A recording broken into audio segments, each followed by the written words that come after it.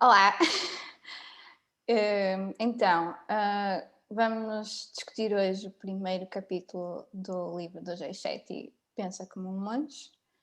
Hum, e vamos partilhar ideias e ver como é que foi a nossa viagem e o nosso processo durante este capítulo. Preparadas? Sim. Sim. Pronto, então, na introdução, eu acho que também fazia um bocadinho de sentido falar um bocadinho na introdução. Há aqui coisas que eu gostava de saber também a vossa opinião. A primeira coisa que me chamou mais a atenção, que eu até fiz o post sobre isso, foi a diferença entre a mente de macaco e a mente de monge. O que é que vocês pensaram acerca disso? Tipo, o que é que vos fez pensar? Não sei se a Sara quer comentar alguma coisa. Eu posso dizer que eu gostei muito da introdução, achei essa definição de mente de macaco vezes mente de monge muito interessante, até porque consigo identificá-la facilmente em alguns momentos da minha vida. Acho que quando momentos em que eu reagi sem pensar, em que eu agi sem dar tempo necessário para pensar, não é uma coisa que me aconteça muito frequentemente, acho que cada vez menos também porque estou muito num processo de mindfulness e de descobrir outras técnicas diferentes. Mas consigo identificar muito isso e acho que neste momento, quando me é mais frequente acontecer isso, quando é mais frequente eu ver que a mente de macaco está a ganhar a mente de monge, por exemplo, quando acabo de almoçar e de repente estou cheia de fome outra vez, mas eu sei que não tenho fome, é gula, aquilo não é fome. E é muito difícil tu conseguires controlar. Tu tens ali um macaquinho aos pelinhos. Tenho fome, tenho fome, tenho fome, mas na realidade não tens. Acho que é um exemplo que nós podemos considerar a esse nível. Sim. E tu, Sara? Sim, eu também, também senti a mesma coisa, senti que consegui, foi muito fácil conseguir identificar onde é que a existência do monkey mind, porque da mente do macaco, porque acho que durante bastante tempo não sabia sequer da existência de um programa que estava a controlar as coisas que não era eu. E pronto, e a partir do momento em que consegui identificar que algumas coisas que aparentemente eram naturais, comecei a naturais, na verdade não são bem assim, não são tão naturais como parecem. E pronto, deste o exemplo de querer comer depois de saberes que estás saciada, que já não precisas de comer, não é? Que o teu corpo está alimentado, mas queres mais alguma coisa. Eu também consigo identificar algumas situações. As situações do dia a dia são as mais complicadas de identificar, aí está, porque parecem mais automáticas, mas eu identifico muito o monkey mind no diálogo interno, que é alguma coisa, que é algo que eu tenho estado a tentar focar-me, que é alguma parte do meu autodiálogo que é controlada pela mente de macaco e não por aquilo que eu verdadeiramente sinto que é certo e acredito. Sim, sem dúvida. Mas identifiquei-me muito com essas definições e sinto-me num processo de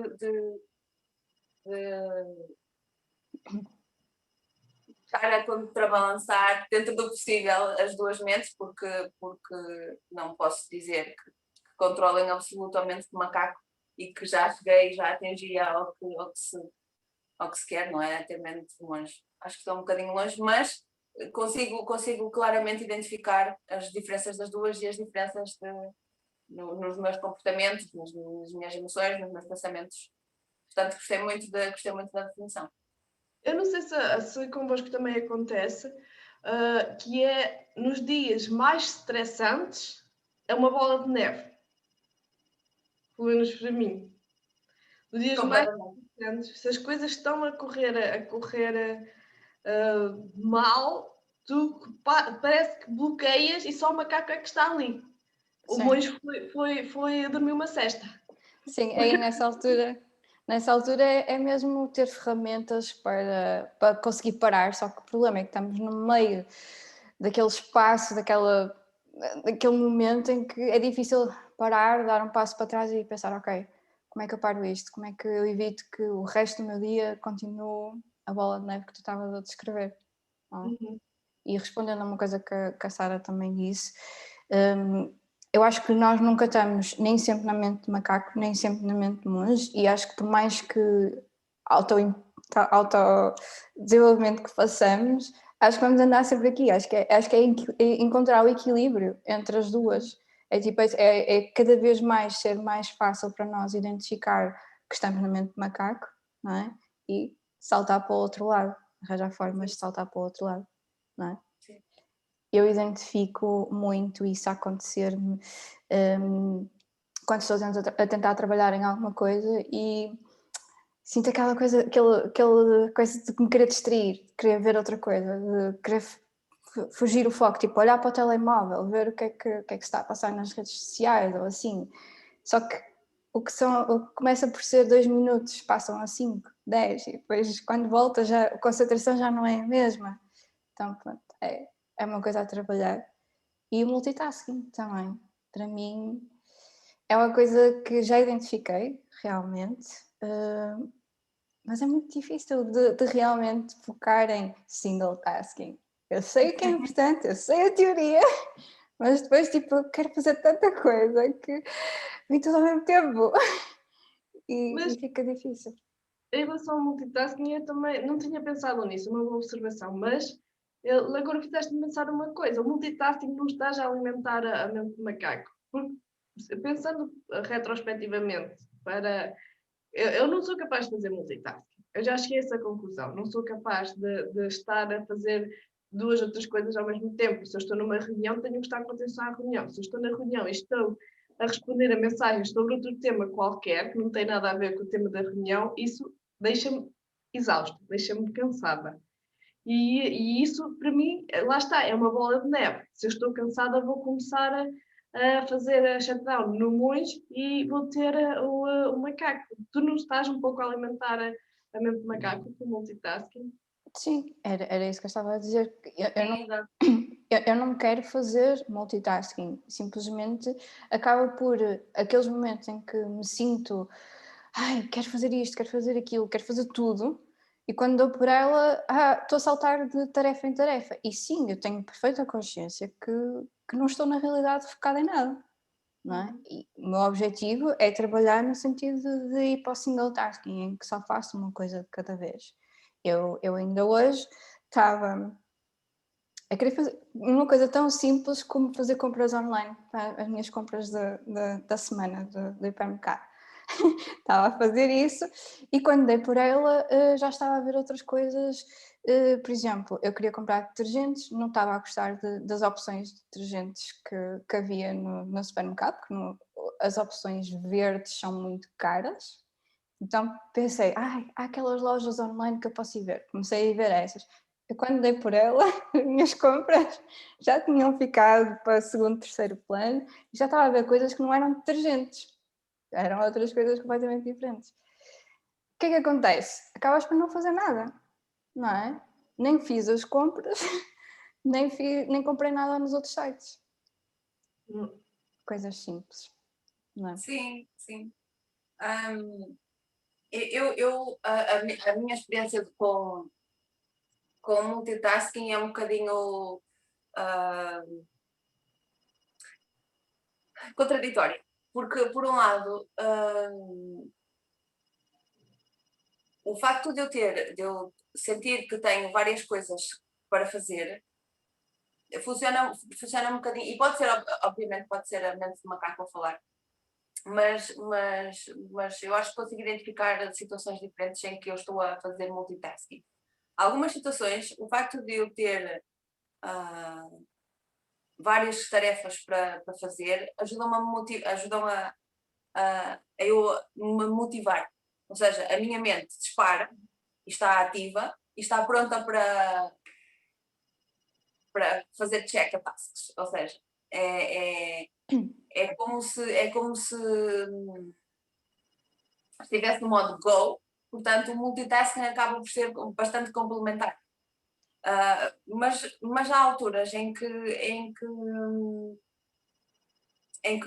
o multitasking só faz com que as coisas se comecem a dispersar e a dispersar e a dispersar. Era como estavas a dizer, Sandra, chega-se ao fim e acabou por não se fazer nada de concreto, ou pelo menos o resultado final está bastante longe daquilo que nós queríamos, ou vai nos obrigar a voltar ao início. Mas eu reconheço, sem dúvida alguma, eu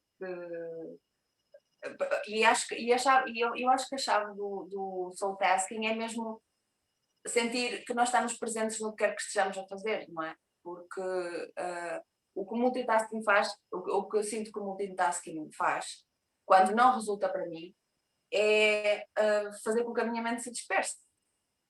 Ou seja, o meu corpo está aqui, estou a fazer uma tarefa, mas tenho 5 tarefas para fazer na minha cabeça, não é? E se não estou no momento em que o facto de ter que fazer multitasking me está a dar essa motivação, esse drive, porque as coisas são de certa forma relacionadas, por exemplo,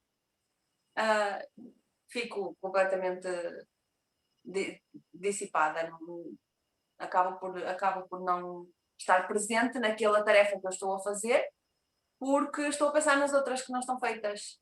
Ou seja, eu acho que a chave, utilizando o soul tasking ou o multitasking, é mesmo a presença, sentir que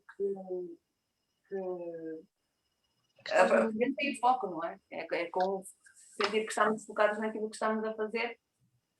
E pronto, o soul tasking para isso é um ótimo exercício para quem costuma fazer multitasking. É um bocadinho ter que desaprender a forma como se trabalhava até então, não é? Não sei. Acho que a base é estar viveres o momento presente. Sim, porque estar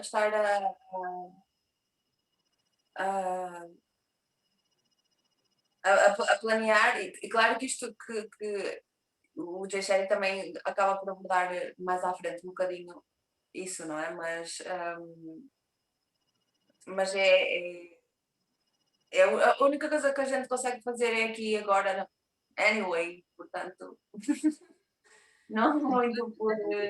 Mas sim, mas tens razão. Sim, é muito complicado, mas é a única chave que nós temos, não é? De que vale estar a multitask no futuro, ou a soul task no futuro, não interessa. Se agora aqui não estamos a fazer nada. Não é? Vamos às compras e acabamos numa lista que não tem nada a ver, ou seja, aqui acabamos por não estar a fazer nada. Acho eu, não sei. Sim. Eu concordo contigo. Genuinamente. Aliás, eu cheguei a uma altura da minha vida em que eu decidi parar de fazer multitasking porque só fazia asneiras. Exato. E eu decidi, não, isto acaba aqui. Vou começar a concentrar-me efetivamente no que estou a fazer em cada momento. E uma coisa que tu disseste ao bocado é o multitasking não é só chegares ao fim e não teres o resultado que queres. É tira-te energia. É aquilo que tu estavas a dizer, que ficavas cansada, que te esgotava completamente. Porque realmente, se tu estás a tentar fazer mais do que uma coisa ao mesmo tempo, estás a gastar energia em todos os bocadinhos e quando dás para ela, já foi. Já não é mais energia para mais nada. Portanto, mais vale focar a tua energia apenas numa coisa, acabar essa coisa, e se a tua energia acabar no final, ao menos já tens uma coisa feita. Exato. Coisa pelo menos uma terminada. Exato. Meu dia está completo. Tantas vezes. Querem falar mais sobre isto ou passamos à frente? Acho que podes avançar por mim. Sim. Ok. Eu gostava de ler uma das passagens do livro, porque eu quando li isto eu pensei, fogo, é isto, e isto está na base da nossa vida e acho que que pronto, é uma coisa que quero mesmo muito partilhar, que é porque a nossa respiração é a única coisa que nos acompanha desde o momento em que nascemos até ao momento em que morremos. Todos os nossos amigos, a nossa família, o país em que vivemos, tudo isso pode mudar. A única coisa que permanece connosco é a nossa respiração. Quando ficamos tensos, o que é que muda? A nossa respiração. Quando nos enfurecemos, o que é que muda? A nossa respiração. Todas as emoções que experienciamos manifestam-se através da alteração da nossa respiração. Quando aprendemos a orientar e a controlar a nossa respiração, estamos preparados para lidar com qualquer situação na vida. Eu gostei muito dessa citação também. Citação, não sei se é a palavra certa. Sim, acho que está certo. Eu, quando comecei o meu processo de autodesenvolvimento há uns anos atrás, começou precisamente pela respiração. Foi a primeira coisa que me apontaram. Se não conseguires controlar a tua respiração, se não tiveres foco na tua respiração, não consegues mudar mais nada. Foi na altura que me disseram. E foi engraçado que quando eu comecei o processo, comecei pela meditação, que é aquela meditação que é mesmo só focada em ouvir a nossa respiração, em sentir a nossa respiração. E a minha vida começou a mudar. Tipo, consegue-se reparar logo nas mudanças, sentir mudanças imediatas só pelo facto de prestarmos atenção à nossa respiração. Eu comecei a reparar que eu, em certos momentos da minha vida mais tensos, eu não respirava. Eu estava quase a suster a respiração. É incrível, que eu nunca tinha reparado nisso antes de começar a fazer a meditação e começar a focar na respiração. Outra coisa era ir no carro e estar nervosa, não é? Com o trânsito e essas coisas, e a respiração estar completamente ou acelerada ou condicionada, e quando eu comecei a conseguir reparar nisto, comecei a voltar a controlar a respiração, pôr a respiração sob controle, e comecei a não me chatear tanto no trânsito, a ficar muito menos nervosa. O que é que vocês têm a dizer sobre isto? Eu concordo contigo em relação à questão da respiração, de que é bom e que é uma ferramenta ótima para nos ajudarmos a controlar e pensar e a darmos o espaço para teres awareness, do que se está a passar, teres consciência, basicamente. Mas, por acaso, quando li isso também nem foi a interpretação mais... aquilo que mais me puxou. Acho que a questão de que a respiração é a única coisa que fica contigo, eu interpretei da seguinte forma também, que, efetivamente, tudo o que nós temos é só emprestado.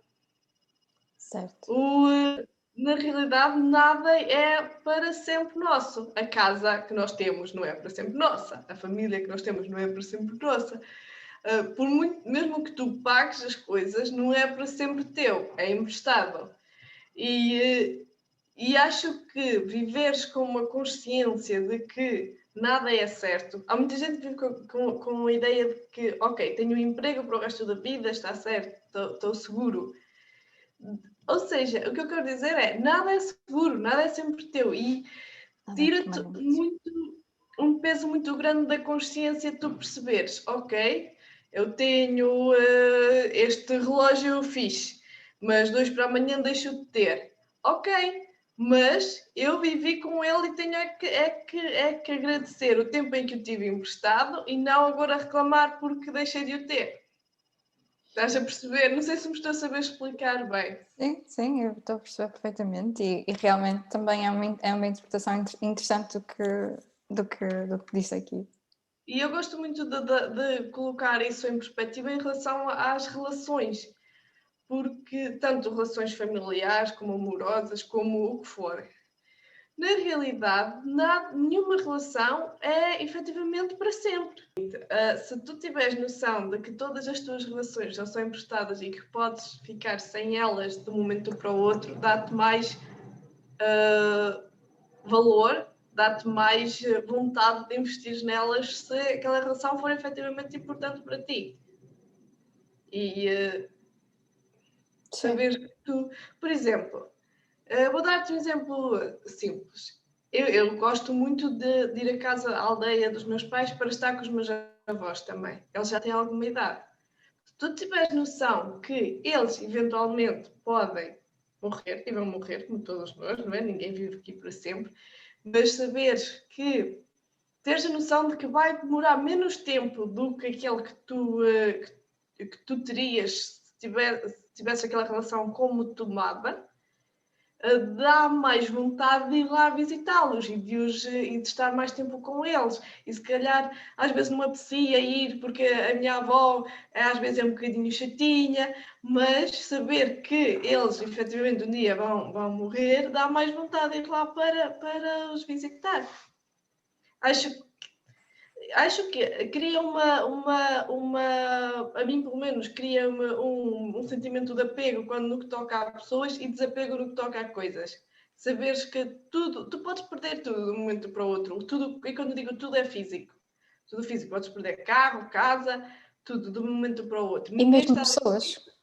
E mesmo pessoas também, ninguém está livre disso. E não há nada certo na vida, tipo desapego de material e para mim, pelo menos, apego de relações. Mas é a minha interpretação das coisas. Sim, acaba por ir um bocado àquela ideia de o que é realmente importante. Nós muitas vezes estamos a valorizar as coisas, valorizamos a casa, valorizamos o espaço onde vivemos, o nosso carro, os bens materiais, digamos assim, e estamos preocupados em perdê-los e, ai meu Deus, eu consegui isto e agora não quero perder isto, não é? Mas se calhar o mais importante não é isso, se calhar o mais importante é realmente a família, os amigos, as relações que temos, as pessoas, porque... Sim. Valorizamos muito o dinheiro, os recursos financeiros, e se tu vires a alguns países coisas que aconteceram recentemente, com a inflação o dinheiro pode não valer nada em pouco tempo. Toda a gente pode perder tudo. Sim, e uma coisa que eu pensei que tu ias dizer agora com isso é países que as pessoas têm menos do que nós temos, as pessoas conseguem ser bastante felizes com o pouco que têm. E às vezes se calhar mais felizes do que nós que temos tudo, que não nos falta nada, não é? Exato. Mas lá está, isto tudo no final é expectativa. E como tu lidas com a expectativa também.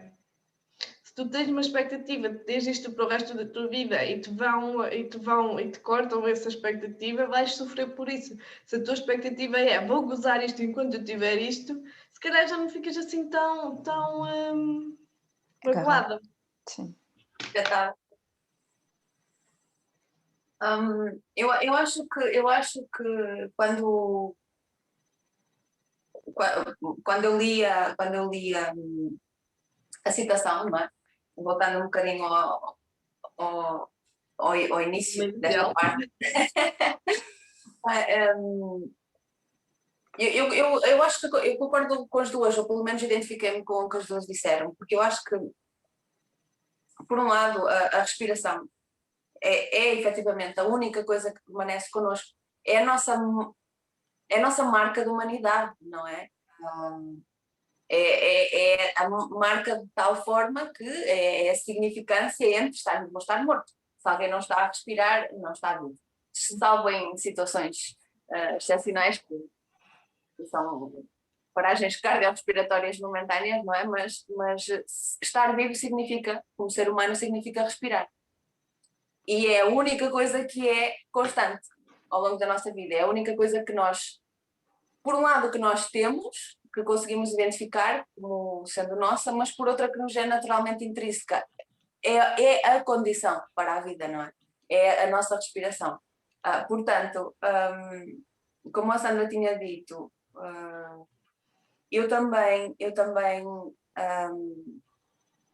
eu acho que nem foi tanto na meditação que eu encontrei a importância da respiração e como a respiração é também sinal daquilo que eu estou a sentir ou daquilo que eu estou a pensar, sinal físico. eu comecei a usar o trabalho da respiração para adormecer. Houve um período da minha vida que eu tinha insónias terríveis. Obviamente que eu tinha insónias terríveis, tendo em conta o estado da minha vida na altura. Agora consigo perceber isso, não é? Na altura eu só tinha insónias e o meu foco era eu preciso dormir. E então experimentei uma vez e resultou, e eu comecei a utilizar isso como técnica para combater as insónias, que era apenas e só focar-me na minha respiração. Isso fazia com que a minha cabeça se calasse, não é? Porque o meu foco estava em inspirar e expirar, inspirar e expirar, até eventualmente adormecer. E depois, à medida que fui procurando mais informação, fui sendo exposta a mais informação sobre o poder da respiração, já fiz alguns exercícios de breathwork que são muito poderosos e poderosos ao nível de, pronto, depois quem se interessa por assuntos mais específicos, como o chakra, Kundalini, a energia vital e tudo mais, consegue perceber onde é que está a ligação entre o trabalho de respiração, o breathwork, com a ativação desses pontos, desses chakras, não é? O desbloqueio dessa energia vital ou Kundalini. Mas trabalhar com a respiração é tão poderoso que faz atingir estados alterados de consciência também. É de tal forma poderoso que não sei se vocês já alguma vez tiveram essa experiência. A última que eu tive foi foi através de um senhor que eu agora eu acho que me recordo do nome, mas eu não vou dizer porque pode estar mal e não me quero envergonhar nesse ponto, mas ele ofereceu, como tem oferecido cursos gratuitos online para fazer uma sessão, para experimentar, e eu decidi fazer no conforto da minha casa, do meu quarto, da minha cama. E foi super, como dizer, intenso, porque o exercício é apenas inspirar e expirar, e é claro que nós conseguimos controlar, porque ou inspiramos com mais esforço ou durante mais tempo, ou com menos força e durante menos tempo, e a expiração igual, mas sente-se fisicamente o corpo a reagir à oxigenação do sangue e depois, claro, a mente vai acompanhar, depois dependendo de cada pessoa, mas a mente vai acompanhar, e para mim foi uma experiência muito física, porque, sei lá, 10 minutos depois eu senti logo uma coisa que é muito normal acontecer, que é as mãos ou os membros ficarem tipo, bloqueados, não se consegue mexer. Isso aconteceu-me logo nas mãos. As minhas mãos eu estava com os braços estendidos, mas as mãos ficaram tipo em garra. E à medida que o físico se vai, eu não diria habituando a esse estado, mas o físico vai trabalhando essas coisas, o mental também começa a trabalhar e começa a desbloquear muitas coisas. Eu tive uma crise de choro que eu aprendi que o choro é libertar de muita coisa, de muitos bloqueios, e eu sei, consigo associar o tipo de pensamentos ou o tipo de emoções que eu estava a ter nessa altura, ou o que é que tinha explotado isso. Portanto o trabalho da respiração feito de uma forma intensa é muito benéfico também, mas não chegando a essa utilização da respiração como algo muito intenso ou como ferramenta de autodesenvolvimento ou de autoconhecimento, e pegando apenas e só no facto de é o sinal de que a máquina está viva. A máquina, nós como máquinas, não é? Tirando um bocadinho, se for o monkey mind à frente, acabamos por ser um bocadinho máquinas, não é? É um programa que está a correr e que... mas é isso, é o sparkle of life, é a primeira coisa que nós fazemos mesmo quando nascemos, é respirar, é isso significa que nós começamos a viver, e quando acabamos a última coisa que fazemos é expirar e terminou a nossa vida. Eu interpretei muito por aí, muito por a chave de nós conseguirmos navegar por dentro daquilo que estamos a sentir ou por dentro daquilo que estamos a passar, é algo que que sempre esteve connosco e está sempre connosco, tem que estar connosco, é incondicional à nossa vertente humana, que é a respiração. E é aí que nós podemos ter pistas muito subtis, até o momento em que começamos a nos focar e a tentar interpretar, não é?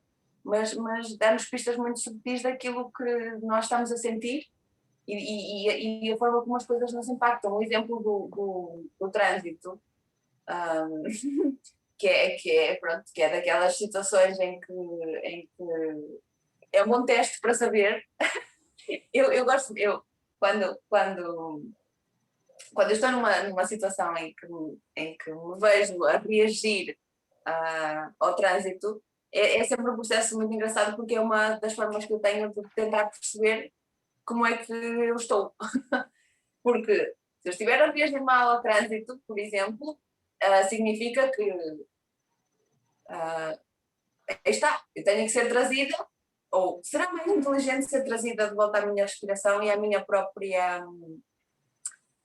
Como é que se diz a palavra em português? A minha própria...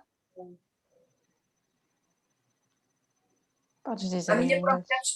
responsabilidade de ação. Não é de reação, é de ação, porque reação é quando o monkey mind está a funcionar e a respiração está all over the place, não é? Ou nem sequer está a ter essa noção, e aí reagimos, mas quando nós temos essa noção e através da respiração ou através da forma como estão os ombros, isso é uma coisa que eu sinto muito. Ou aprendi a estar presente assim também. Como é que estão os meus ombros a se sentir? Está pesado, não está pesado? O pescoço está tenso ou não está tenso? Identifiquei que um dos tipos de dores de cabeça que eu tenho é por causa da tensão que eu acumulo aqui. E a respiração, sem dúvida, que ajuda a perceber onde é que há esses bloqueios e ajuda a perceber se... Está uma coisa que o Jay fala mais à frente no livro, que é em que modo é que nós estamos. Estamos no modo de...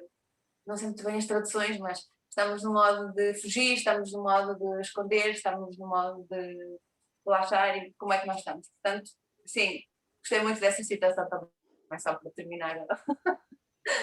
Concordo contigo. A respiração, sem dúvida, é uma ótima ferramenta. Eu acho engraçado que...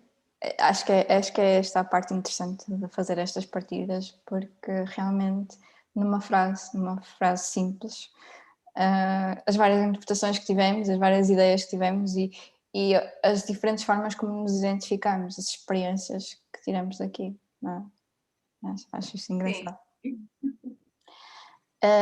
Há mais alguma coisa da introdução que vocês acham que querem discutir ou passamos à frente? Por mim, podes passar à frente. Acho Sim, que já gastamos. Há sempre coisas para dizer, não é? Mas. Sim, eu simplesmente peguei naquilo que fez sentido para mim e que eu gostaria mesmo de trazer à conversa. Podia ser que vocês também tivessem alguma coisa que não posso nenhuma destas. Ok, pronto. Então, o capítulo 1 começa com uma frase que eu adoro e que eu já partilhei muitas vezes com pessoas do meu círculo, que é I am what I think I am. Não, I am what I think you think I am. Eu sou o que eu penso que pensam que eu sou.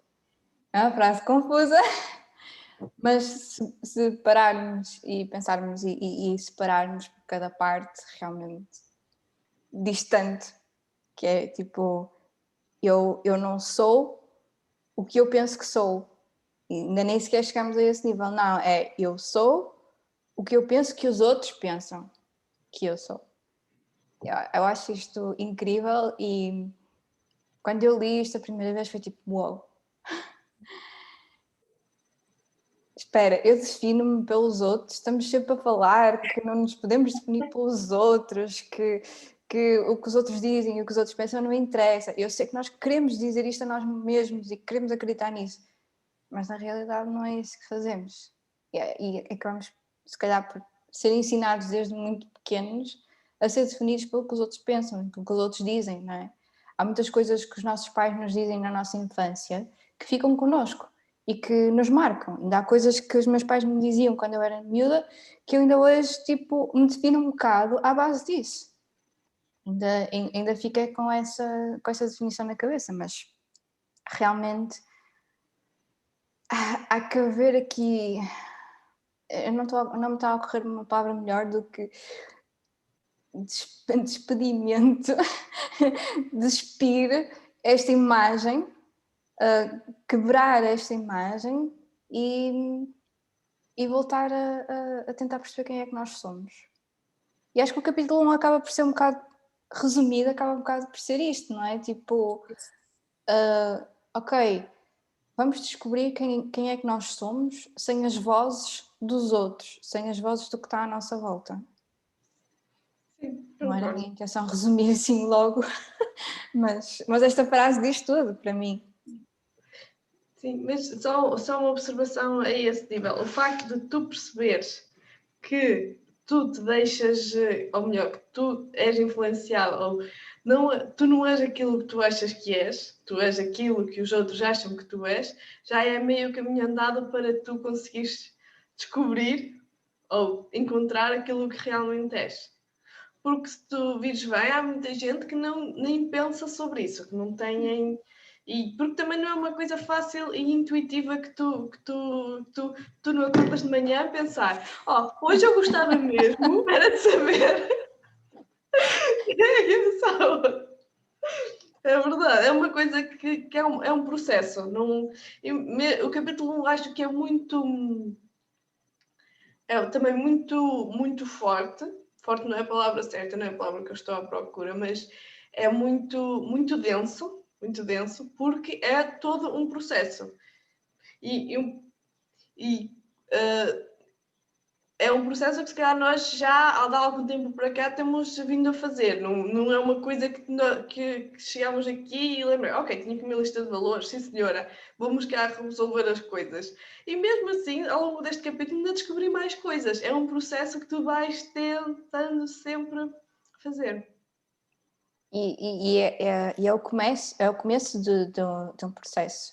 Acho que o livro começa precisamente por esta área, porque antes de tratarmos tudo o resto, temos que saber quem é que nós somos. Sim, temos que saber o que está dentro de nós, o que é nosso e o que é dos outros, basicamente. Acho que sim, eu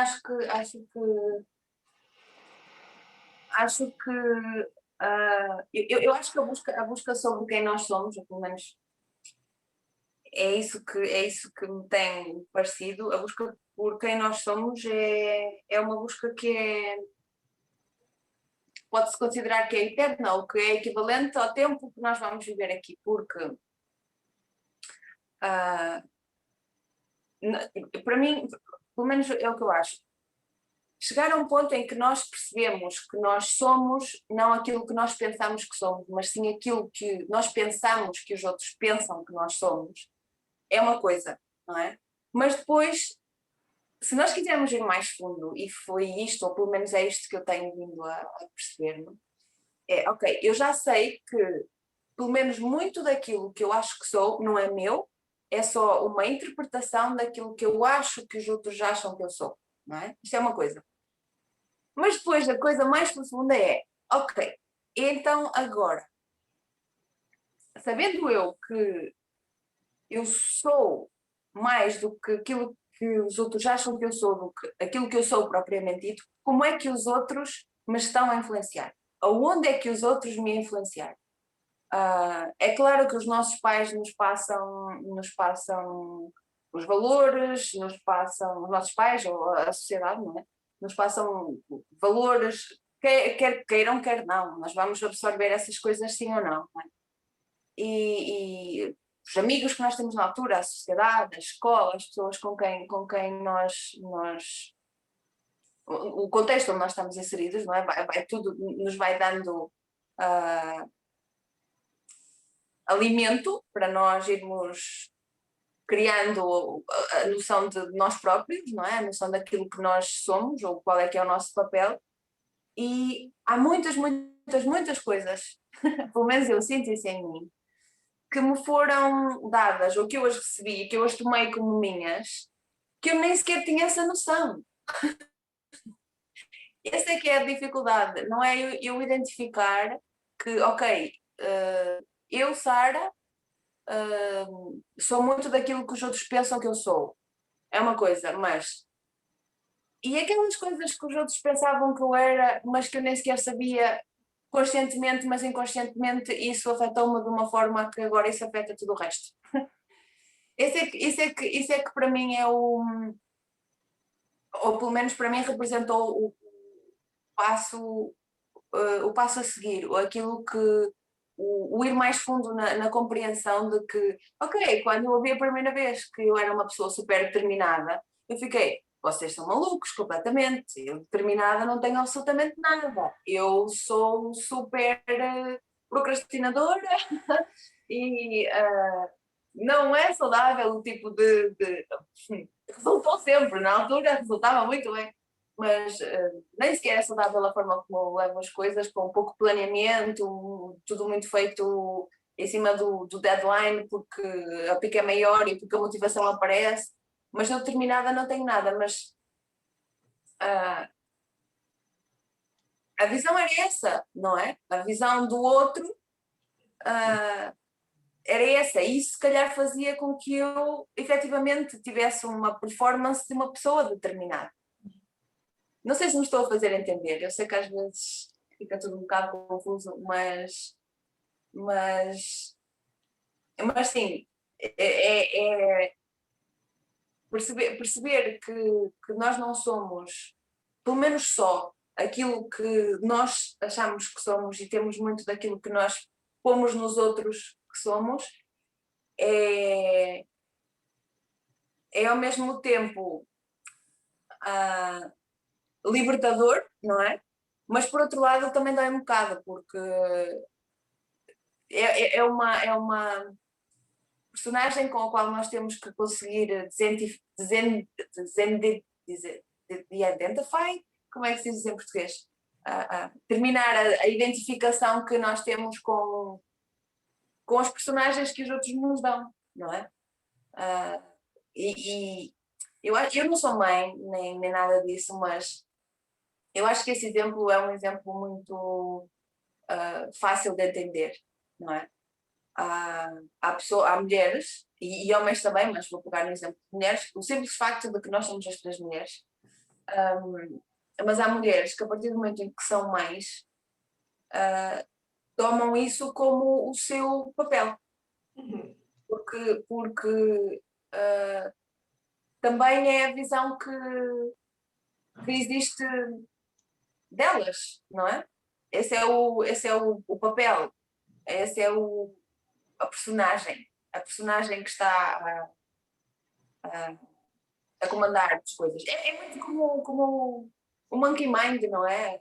Se nossa mente está a trabalhar a partir de um programa que nós achamos que é nosso, não é? Eu acho que uma mulher, antes de ser mãe, antes de ser esposa, antes de ser sei lá, empresária ou irmã, filha, seja o que for, é ser humano, não é? Mesmo na relação que eu tenho com a minha mãe, ela é minha mãe e por isso é que eu sou quem eu sou, não é? Mas eu sou pessoa, são duas coisas diferentes. E acho que esse processo trata-se muito de nós conseguirmos identificar as personagens que nos foram dadas e que nós tomamos como nossas, mas que se calhar não são representativas daquilo que nós somos na verdade, não é? O Jay fala sobre o exemplo, por exemplo, ter boas notas, não é? E se calhar ele naturalmente era uma pessoa que teria boas notas, mas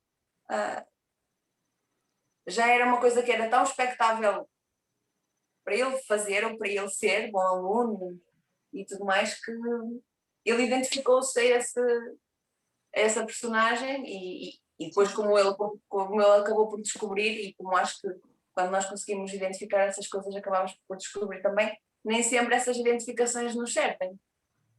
E muitas vezes essas identificações não nos representam de todo. Eu às vezes tenho a sensação que há muitas pessoas que estão próximas de mim, infelizmente tenho essa sensação, que há muitas pessoas que estão próximas de mim que não fazem ideia quem é que eu sou. Porque aquilo que eu sinto que elas reconhecem em mim, ou que elas veem em mim, é tipo completamente não, olha, isso não é assim, mas tudo bem. O que é que eu vou fazer? Mas eu tenho uma pergunta para ti. Isso que aquilo que as pessoas veem em ti, que tu não sentes que seja teu, em algum momento sentes que ou sentiste que era uma característica tua, ou sentes que é uma característica tua? Não sei se me soube explicar. Sim. Algumas coisas sim. Algumas coisas eu consigo sentir que, ok, eu consigo justificar porque é que outra pessoa poderia olhar para mim e perceber-me dessa forma.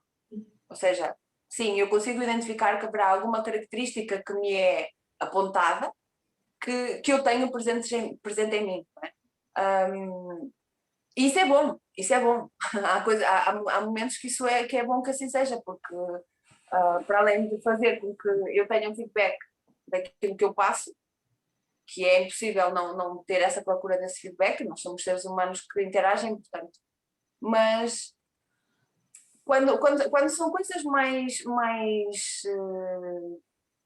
quando são coisas que têm a ver mais com os nossos valores, quando são coisas mais estruturais, ou coisas que não estão tão à vista, que estão mais escondidas, aí torna-se um bocadinho mais complicado identificar o que é meu, o que é que não é, e por outro lado também tentar separar-me dessa ideia que me colam. Como é que eu te posso dar um exemplo? Como é que eu posso dar um exemplo para explicar isto?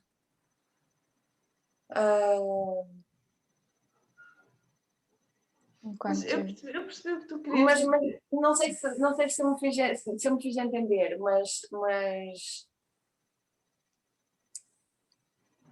por exemplo, o facto de tirar boas notas. Eu era ótima aluna quando andava no ensino normal. Era ótima aluna porque naturalmente estudava, gostava de estudar e gostava de aprender, mas mais tarde consegui perceber que também não existia uma pressão inacreditável para eu tirar boas notas, mas existia coisas pequeninas e subtis do tipo este colega tira a melhor nota, ou quem é que foi o melhor da turma, ou essas coisinhas pequeninas que depois acabam por dar origem a coisas maiores mais tarde, não é? E tenho um exemplo perfeito, acho que tenho um exemplo perfeito para o que tu disseste agora. Eu, enquanto estudava no ensino normal, não é? Sempre ouvia a mensagem: a Luísa é muito boa em matemática. Em matemática ela é muito boa. Nas línguas, mais ou menos.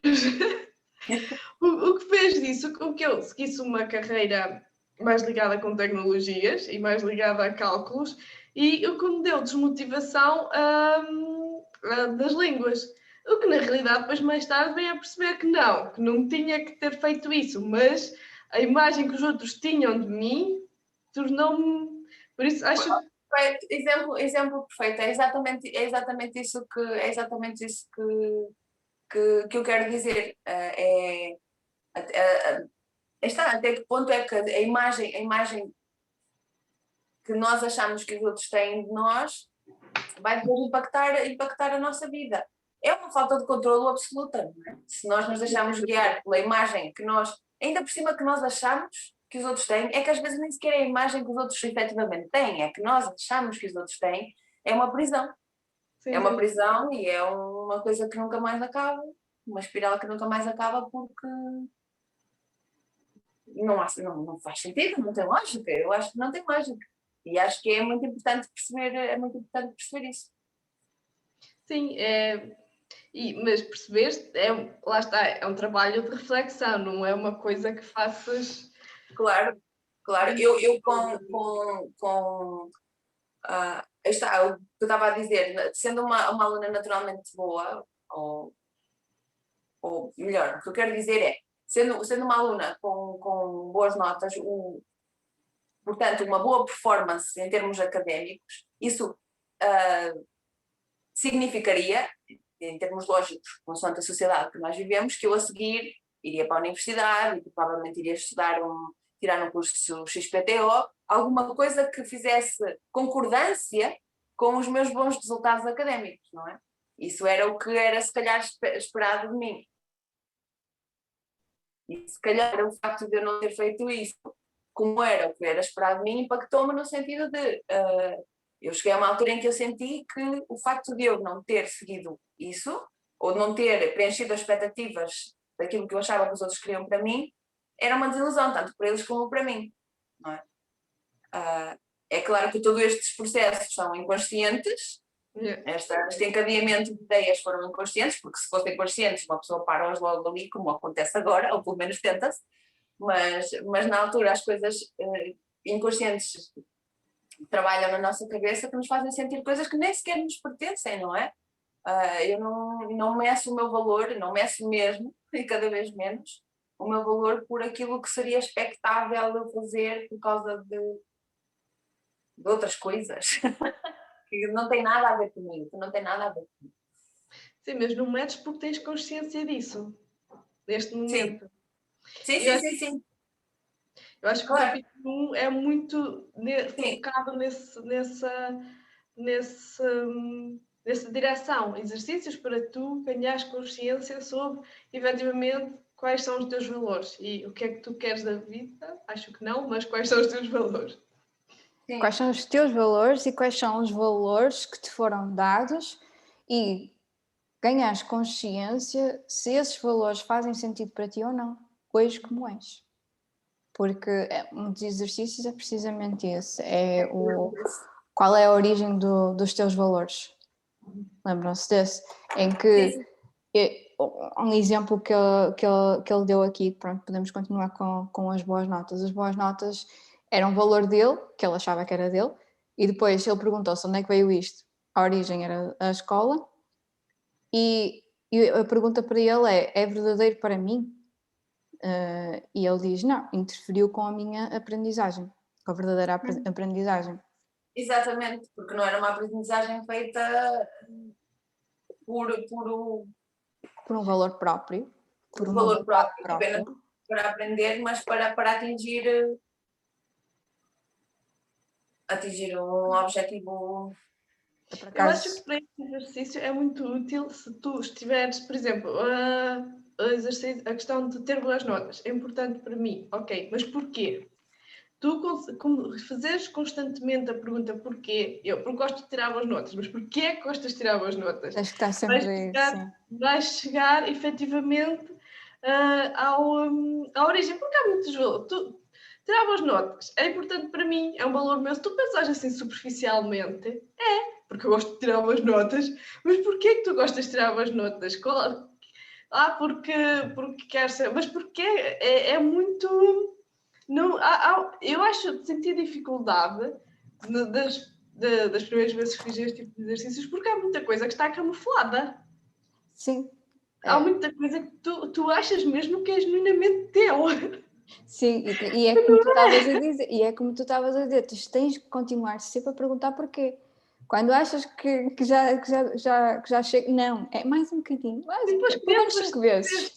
Tipo as crianças de 3 anos em que fazem a pergunta, porquê é que os prédios são casas de cima de casa? Não sei lá porquê.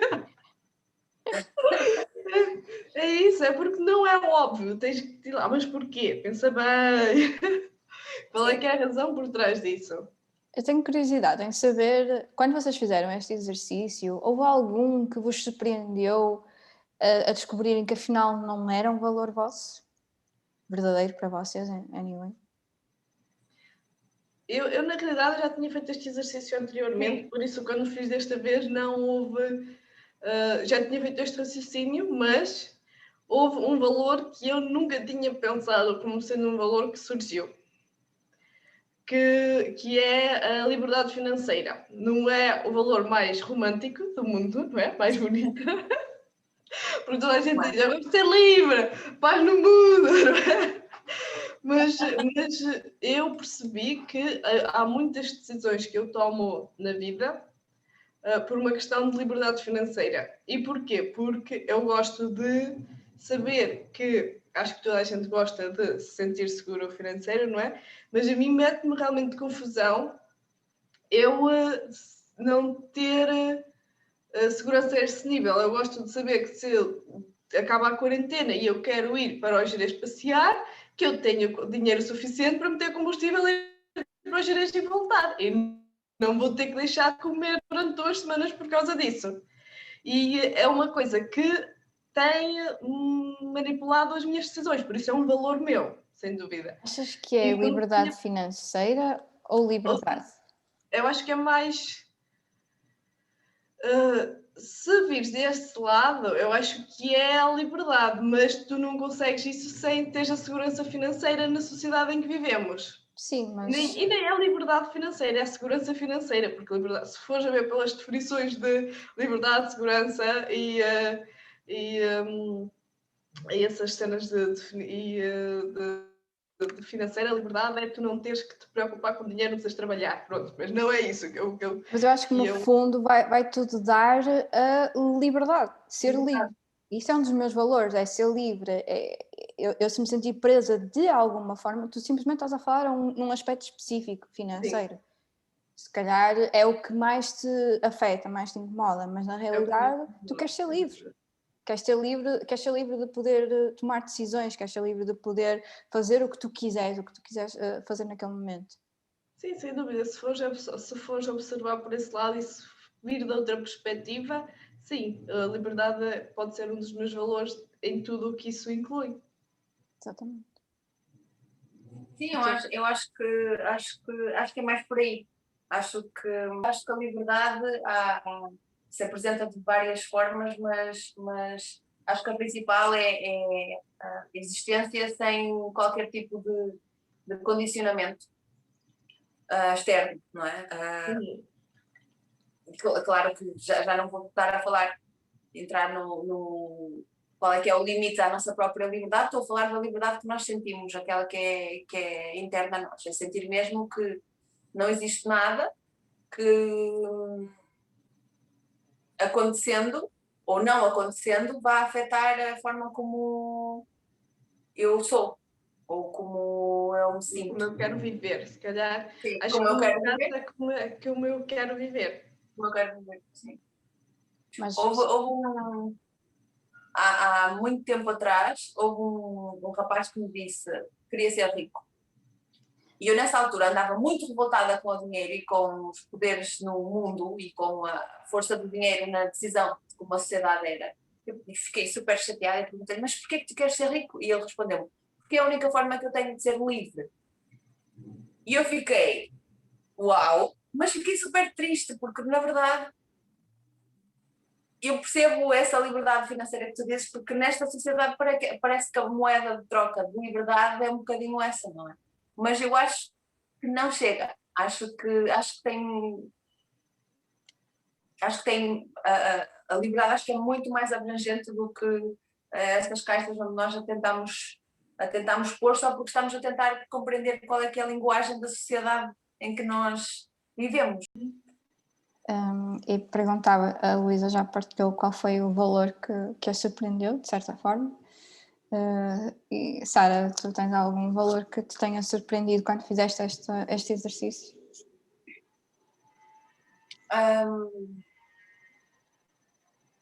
Eu não sei, eu já tive que refletir sobre os meus valores noutras alturas, como a Luísa tinha dito.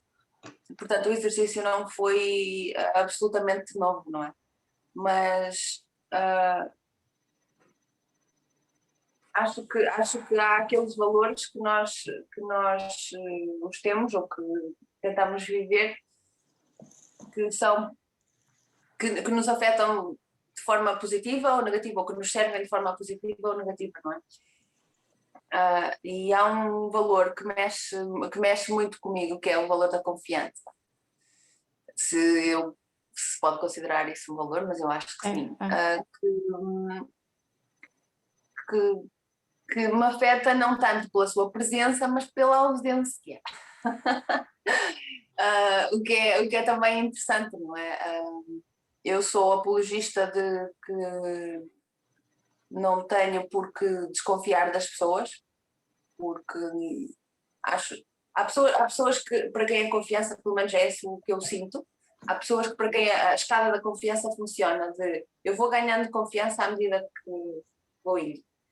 A minha funciona mais ou menos ao contrário, que é, tens a minha confiança toda e depois eu vou retirando à medida que o tempo vai passando, porque cada pessoa tem, ou pelo menos eu acho que da mesma forma que eu quero que me seja dado a mim o benefício, todas as pessoas têm esse benefício, eu acredito que as pessoas são inerentemente boas.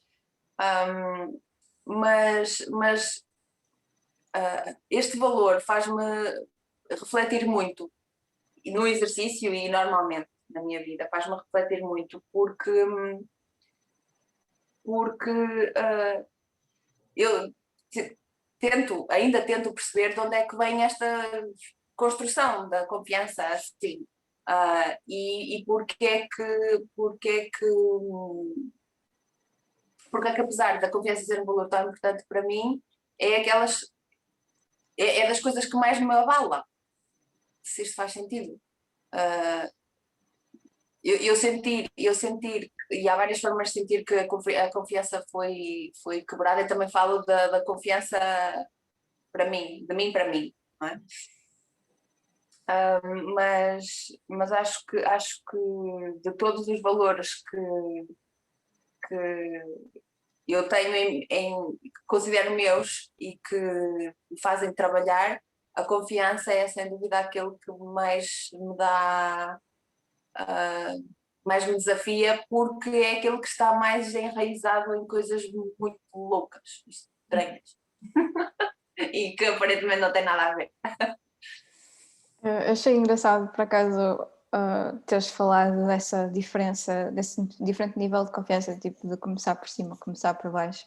Que eu tive essa discussão ainda hoje e veio isso, porque eu era, se calhar ainda sou, mas quero mudar um bocado isso.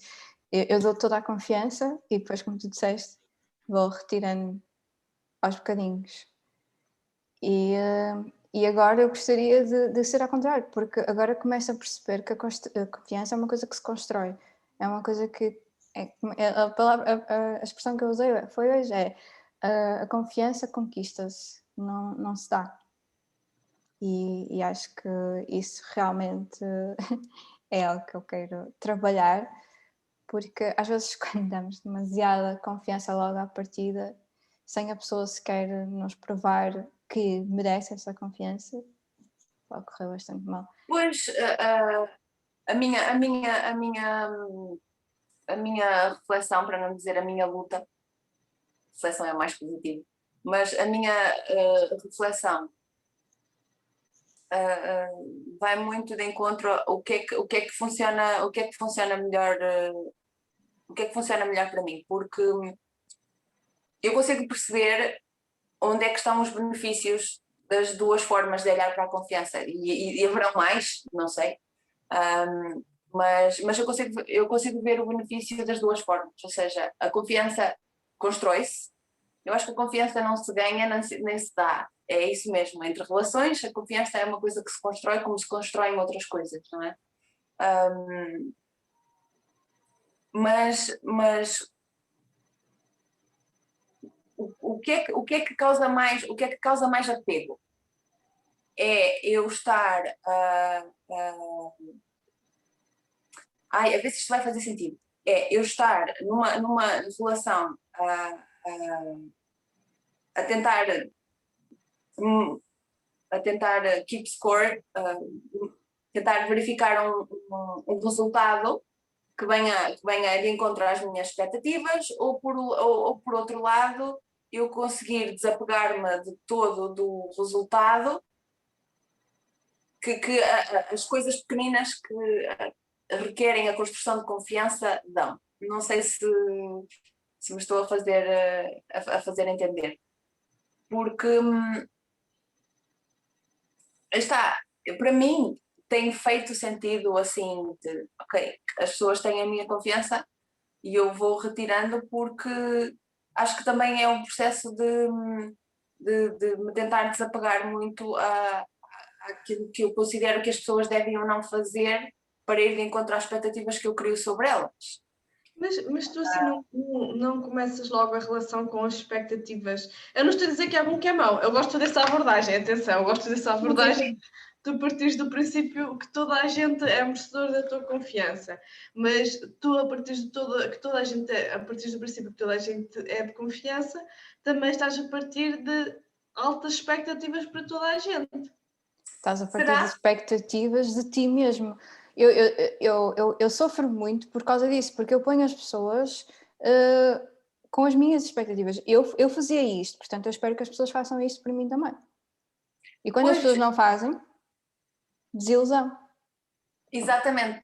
Porque as pessoas não são iguais, as pessoas não têm a mesma educação. Não, nada a ver, nada a ver. Exatamente. Não faz sentido. Exatamente. Mas aí está o segredo, ou para mim, aquilo que eu tento trabalhar dessa forma é o desapego àquilo que é a construção das expectativas. Eu não posso olhar para as pessoas e cada vez mais, porque a vida, sim, cada vez mais me tem ensinado, eu não posso olhar para as pessoas e partir do pressuposto que elas se regem pelos mesmos valores que eu. Sim. Não, mesmo dentro das coisas que são moralmente aceites, portanto que nós temos tidas como valores ou como condutas que são universalmente aceites como sendo as corretas, as pessoas variam muito, são muito diferentes. Mesmo uma coisa como a confiança, nós estamos aqui a ver que podemos olhar para a confiança de várias formas, não é? Portanto, eu já aceitei que as pessoas são diferentes de mim e que as pessoas muito provavelmente não vão corresponder às minhas expectativas. E isso também me dá de certa forma, liberdade para eu aceitar que eu também não vou corresponder às expectativas das outras pessoas. Portanto, eu prefiro olhar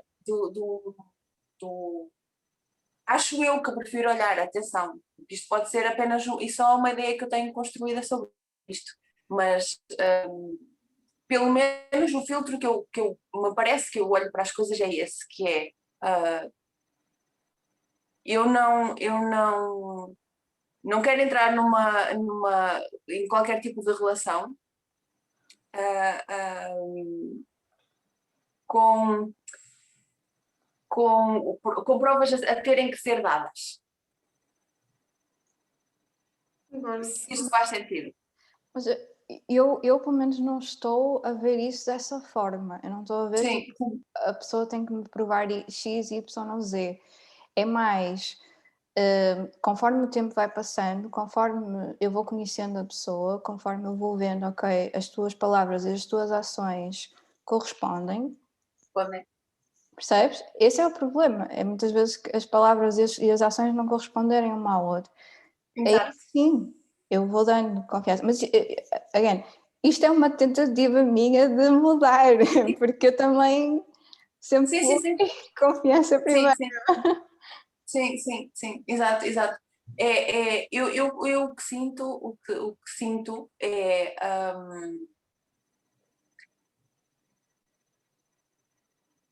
aqui está a possibilidade, aqui está a oportunidade, e pegando nesse exemplo de as ações correspondem às palavras, aqui está a liberdade toda, a possibilidade, a oportunidade de fazeres com que as tuas ações correspondam às tuas palavras. Eu confio que isso é o que vai acontecer. Porque pensar o contrário, pensar que as ações não correspondem às palavras. Se eu identificar que as ações não correspondem às palavras, ok. Então, se calhar, aquele nível de conduta que seria expectável de alguma pessoa, só por ela ser quem é, não porque eu estou à espera, mas aquele nível de conduta que a pessoa diz que tem, se calhar não é bem assim. E é mais nesse aspecto que ok, aqui tens um 100%, se quisermos pegar nessa métrica, aqui tens um 100%, e à medida que o tempo vai passando é necessário analisar se isso se mantém ou se simplesmente não se mantém, e aí a minha relação com as pessoas terá que mudar de alguma forma, adaptar-se à realidade do que é. Não é? Estou não daquilo que é agora. Só que, expectável. Mas eu acho que as duas coisas fazem absoluto sentido. Eu é que acho que é mais assim que eu vou identificando. Isso não quer dizer que eu seja uma pessoa que por confiar nos outros, ah, conto a minha vida toda, ou faço coisas. Não, precisamente. são coisas A minha diferentes. mente de coach estava agora mesmo a pensar assim: qual é a tua definição de confiança? Porque eu estou a começar a sentir que aquilo que tu estás a dizer e aquilo que eu estava a dizer vão em direções diferentes porque temos definições diferentes do que é confiança. Exato. Acho que sim. Acho que sim. Mas não é o assunto para discutir aqui. Sim. Sim, Assim, acho que sim. eu percebo o ponto de vista de uma e do outro. Acho que sim, estás a discutir coisas diferentes. Confiança para a Sandra é diferente do que é confiança para a Sara. Eu acho que a confiança para a Sara, se calhar, é um pouco aquilo que eu considero de partir do princípio que toda a gente é boa pessoa. Mas, então, a gente é uma pessoa, não é? Mas eu gosto dessa abordagem, de partir do princípio que toda a gente é boa pessoa, mas tem os seus prós e os seus contras, não é? Uhum. Sem dúvida, sem dúvida. Sim. Em relação aos meus valores, para mim foi mais um reconhecimento, não foi tanto surpreender-me, foi mais a perceber-me que ele sempre existiu e que eu simplesmente não tinha apercebido ainda disso. O que é que foi? Autodesenvolvimento. E a origem do meu autodesenvolvimento foi dos meus pais, veio dos meus pais, realmente, e eu nunca tinha pensado nisto, porque eu meti na minha cabeça que o meu autodesenvolvimento, o meu foco nisso começou há quase 3 anos atrás, e que foi só aí que realmente eu abri a minha mente e comecei a ver as coisas e comecei a analisar, mas na realidade, pensando nisto, tirando este tempo para fazer este exercício, eu realmente olhei para aquilo e pensei, não, começou nos meus pais, o gosto pela leitura que os meus pais têm, eles adoram ler e sempre me passaram esse gosto pela leitura. Eu comecei a ler muito cedo e as discussões que eu tinha com o meu pai. O meu pai é uma pessoa que adora falar de todos os assuntos e mais alguns. Ele lê um livro e adora, tipo, olha, foi isto que eu tirei deste livro, ou não concordo com isto, ou concordo com aquilo. E nós passávamos horas a discutir estas coisas, a discutir. Eu, por exemplo, quando precisava de ajuda em filosofia, era com ele que eu ia falar. Eu ia discutir filosofia com o meu pai. Isto aqui foi o meu começo de ok, há mais para além da nossa vida. Não é só isto que existe, não é só o que nós conhecemos, há muito mais. Vamos abrir os horizontes. Verdade seja dita, o autodesenvolvimento, aquele foco mais em ler estes livros, tipo o que nós estamos a discutir agora, surgiu mais tarde. Mas, na realidade, se pensar bem, já começou há muito mais tempo e isso realmente surpreendeu. Sim.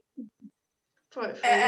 Agora que estás a falar nisso, eu consigo me identificar com algumas coisas. A minha mãe sempre foi muito, muito motivadora de eu ler. Ela sabia que eu gostava de ler, portanto, aliás, a biblioteca que eu tenho foi tudo a minha mãe que comprou. De adulta, tenho muita pena de admitir, não comprei tantos livros quanto a minha mãe me comprou quando eu era miúda, e tenho livros que ainda nem sequer li. Tenho uma coleção de livros de grandes autores que não os li todos, nem perto nem de longe. Portanto,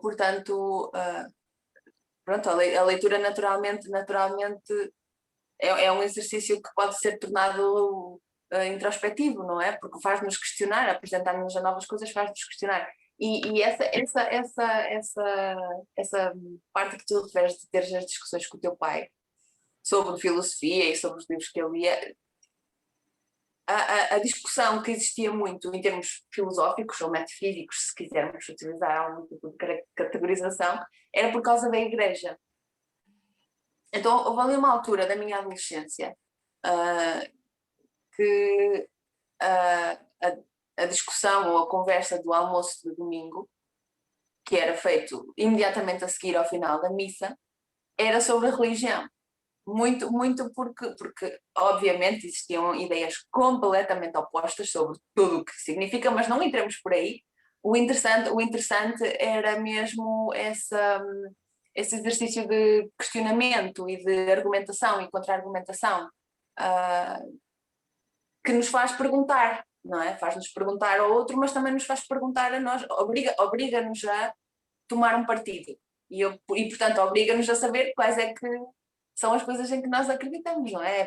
É assim que nós conseguimos defender alguma coisa, é identificando aquilo em que nós acreditamos. Portanto, nunca tinha pensado e se calhar, sim, se calhar também se aplica no meu caso.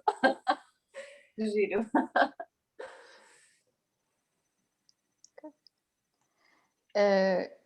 Bem, eu aqui tenho. Nós acabamos por já falar bastante do capítulo 1, só com as divagações que fizemos. Nós já resumimos bastante. Não sei, há alguma coisa que vocês tenham assim em mente que gostassem de partilhar? Desculpa, eu acho que só há um tema do capítulo 1 que nós não discutimos, que é importante discutir, que é, que não falamos, que é o ruído. E se tu queres uma coisa, rodeia-te das pessoas que têm os mesmos interesses que tu. Eu acho que isso é extremamente importante, porque às vezes as pessoas dizem, por exemplo, eu queria ser saudável, mas não fazes nada por isso e também ninguém que está à tua volta faz por isso. Ou seja, eu quero deixar de fumar, mas toda a gente à tua volta fuma, vai ser muito mais difícil para ti teres motivação para o fazer, porque o fulano X também fuma e foi lá fora e eu vou com ele a fumar. Eu não fumo, isto é só um exemplo. Mas é um exemplo, porque. E depois muitas vezes vamos naquela linha de raciocínio, se ele faz, eu também faço. Se eles podem fazer, eu também vou fazer, não sou diferente. E acho que é muito importante, é uma luta minha, acho que vocês sabem, que é rodear-me de pessoas que têm o mesmo mindset que eu, não é fácil. E com isto não quero dizer que vou deixar de estar com as pessoas que não têm o mesmo mindset que eu, até porque eu acredito que nós temos sempre alguma coisa a aprender com toda a gente. Eu aprendi imensa coisa sobre a Among Us com o meu sobrinho e deu muito jeito em algumas reuniões de team building. Mas depende muito também depois do que é que tu queres absorver ou não. Se aquilo te vai ajudar e se te vai de encontro com os teus valores ou não. Agora, se um dos teus valores é ser saudável, rodeia-te de pessoas que são saudáveis. Se uma coisa que tu queres é aprender a fazer crochê, vai ter com umas senhoras que sabem fazer crochê e convive mais com elas. E acho que as pessoas às vezes dizem só da boca para fora, eu quero fazer dinheiro, quero ser saudável, quero whatever, mas depois na realidade não fazem por isso. E acho não têm ninguém à volta que os motive Sim. para tal também. E uma das coisas que eu acho que é muito importante quando tu queres fazer uma coisa é estar com as pessoas que já conseguiram ou estão no mesmo caminho que tu. Sim. É só um ponto. E também que tenham os mesmos valores que tu. Acho que este capítulo realmente também me mostrou. Existe o exercício de avaliar as companhias e a ideia é dizer, ok, quais são as pessoas com quem mais passas tempo, com quem passas o teu tempo, e escrever os valores dessas pessoas. Primeiro escreves os teus, depois escreves os dessas pessoas. E uma coisa que eu percebi foi que as pessoas com quem eu realmente passo mais tempo partilham os mesmos valores do que eu. E gostei muito de perceber isso, porque lá está, com este capítulo também dá para perceber a importância que é estarmos rodeados de pessoas que partilhem isso e que te motivem para tal. Contigo, Luísa, tipo, eu consigo identificar-me contigo e com o teu caminho e incentiva-me a fazer a mesma coisa, a trabalhar nos meus objetivos, a manter a motivação. Às vezes uma pessoa tipo, pensa, para quê? Para que é que eu estou a fazer isto? E depois eu vejo-te a ti entusiasmada e com o teu drive e tudo mais e fico tipo, não, eu também consigo, eu também vou, bora lá, nós conseguimos, percebes? E ter alguém que sabe o que é que tu estás a passar e que se identifica contigo também, com alguém com quem podes partilhar essas coisas, é muito melhor do que, sim, não vamos deixar passar tempo com as outras pessoas que já sentimos que não temos tanto em comum, mas valorizar se calhar ou passar mais tempo com as pessoas que realmente vão de encontro àquilo que nós queremos alcançar, aos objetivos que queremos alcançar na nossa vida. Não. Sim, é um bocadinho encontrar as nossas tribos, não é? Tendo em conta os nossos interesses e tendo em conta os nossos objetivos, porque felizmente não temos que escolher uma só e dedicar-nos a ela e estar fechados ao mundo. Podemos criar, temos, eu pelo menos sinto que eu tenho grupos diferentes de pessoas com quem o exchange, a troca, aquilo que eu dou e aquilo que recebo é diferente de grupo para grupo. Mas eu acho que é de suma importância conseguir encontrar aquelas tribos que sim, que ajudam a manter a inspiração, que ajudam a manter a motivação, que às vezes servem um bocadinho de farol, não é? Para nós não perdermos nem a motivação, mas também não perdermos a esperança, porque se nós nos rodearmos de pessoas que sentimos que estão constantemente a fazer-nos sentir anulados naquilo que nós consideramos que é a nossa verdade, mesmo que seja uma verdade que nós estamos a tentar construir, que é o que se passa muito, acho eu, quando alguém começa um caminho de desenvolvimento pessoal, às vezes afasta-se daquilo que é normal, vá, e nós, se nos sentirmos anulados nessa procura, acabamos por desistir muitas vezes. Acho que eu pelo menos já senti isso. Eu sinto-me muito mais motivada para fazer seja o que for, mesmo coisas que eu acho que continuam a ser loucas, mas eu sinto muito mais motivada para fazer se eu perceber que, ok, nem que seja pela inspiração, eu consigo olhar para esta pessoa ou para este grupo de pessoas e receber essa inspiração, não é? Ou essa motivação, ou essa força. É muito mais fácil quando nós temos alguém que consegue de alguma forma acompanhar o nosso caminhar, não é? O caminho ninguém faz por nós, mas sim, estar sozinho é mais difícil. Eu acho engraçado o facto que um exemplo prático disto é precisamente este cubo leitura, porque eu estava a ter dificuldade em manter a motivação para ler os meus livros, que eu quero ler todos os livros e mais alguns, não é? E depois a falta de pessoas com quem efetivamente discutir os livros e partilhar ideias, e depois surge isto e estamos aqui. E depois não só isso, a Luísa tinha falado em realmente fazermos esta gravação, não é? Discutirmos isto assim, com vídeo e tudo, e o meu medo de exposição foi mesmo tipo, oh meu Deus, eu não quero fazer isso, oh meu Deus, tá bem, pronto, vamos lá, bora lá, vamos experimentar. E entretanto o mês foi passando e eu fui pensando, ok, tá bom, está toda a gente calada, vamos lá, isto vai passar ao lado. E depois a Luísa voltava a falar disso. E ok, pronto, está bem, bora lá. Foi... Esta gaja é uma chata, na escala. Não, ajudaste-me a chegar aqui, a estar aqui hoje. E não é o bicho de 7 cabeças que eu estava a imaginar, não é? Tipo, depois chegas ao fim e vês, afinal... Está-se bem, não, pronto, tudo bem, ainda não está publicado. Nenhuma, de braço nenhum ainda. Exato, está tudo aqui. Mas ainda não está publicado, mas o o caminho está a ser construído porque tem aqui o suporte. Estamos aqui a falar e estamos à vontade e é isto. Isto resume o capítulo 1. Esta experiência que estamos a ter neste momento, não acham? Acho que sim, acho que é um ótimo resumo. Ótimo resumo. Eu não estou com isto a querer acabar, só estou a dizer mesmo que realmente, se pensarmos bem, o exemplo vivo do capítulo 1 é isto, quer dizer, uma parte, obviamente. Sim. De estarmos rodeados das pessoas que nos... Neste caso, criar uma comunidade, já que não a temos fora, no nosso círculo normal, criar uma comunidade para termos isso. Criar a nossa tribo. Eu gostei disso. Eu gosto das tribos.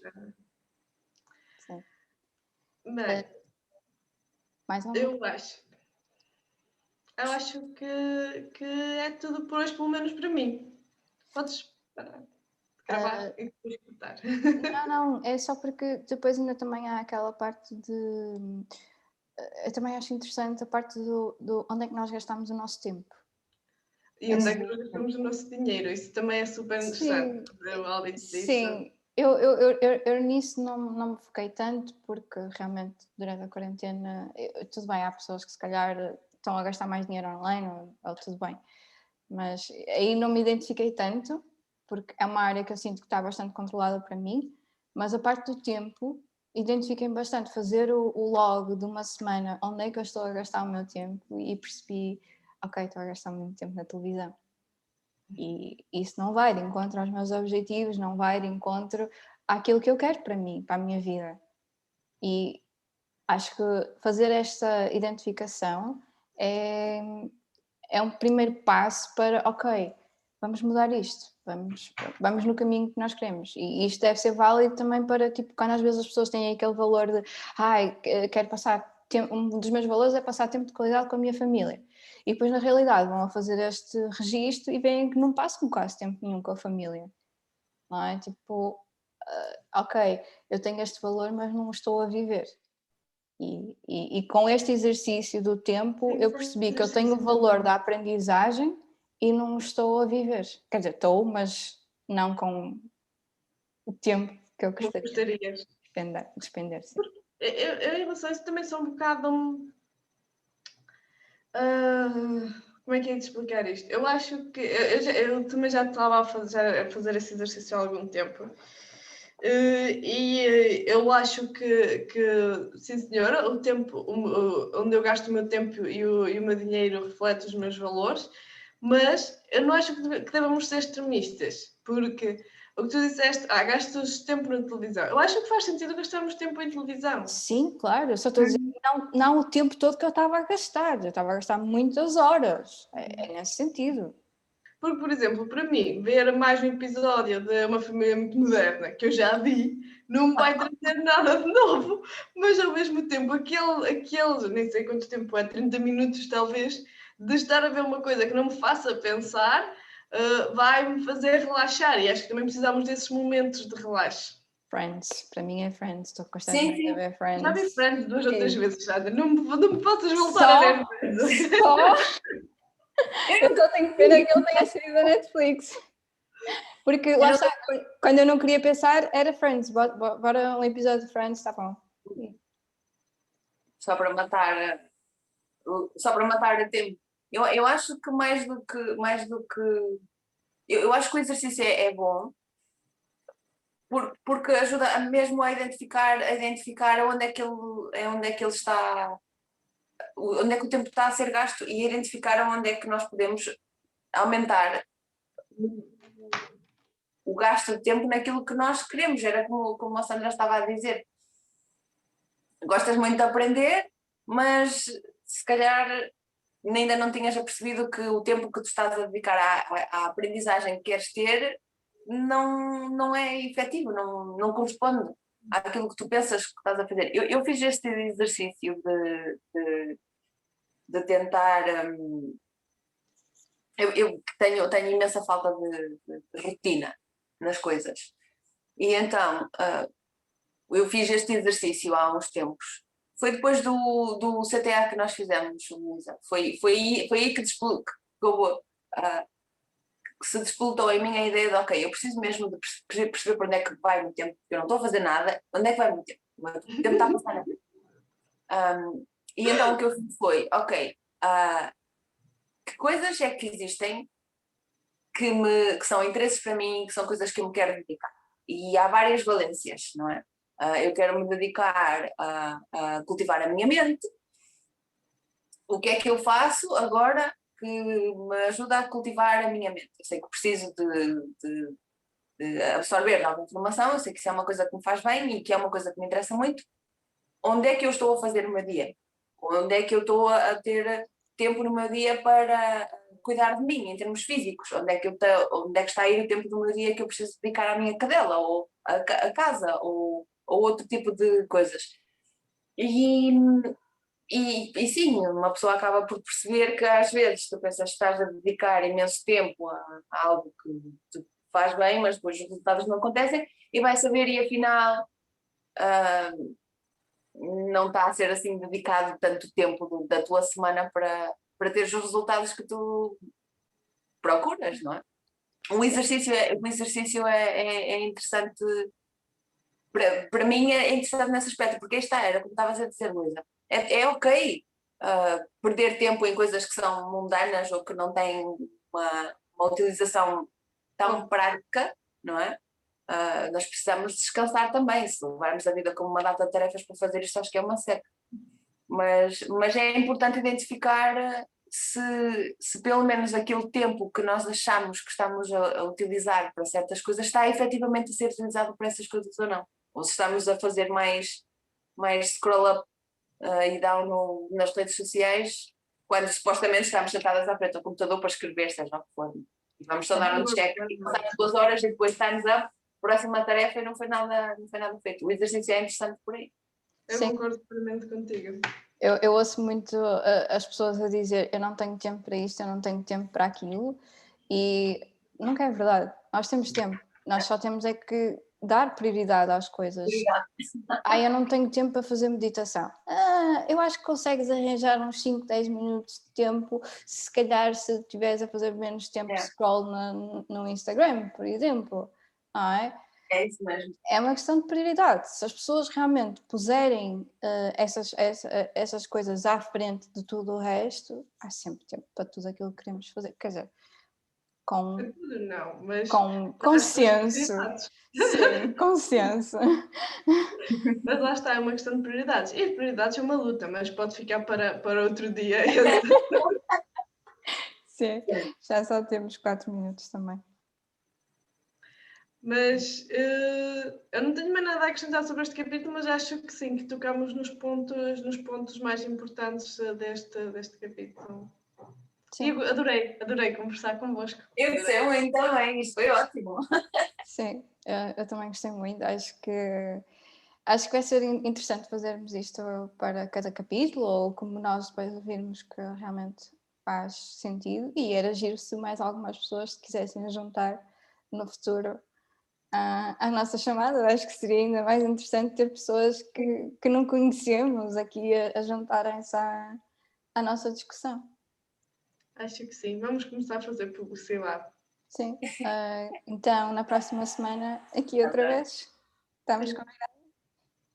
Sim. Ok.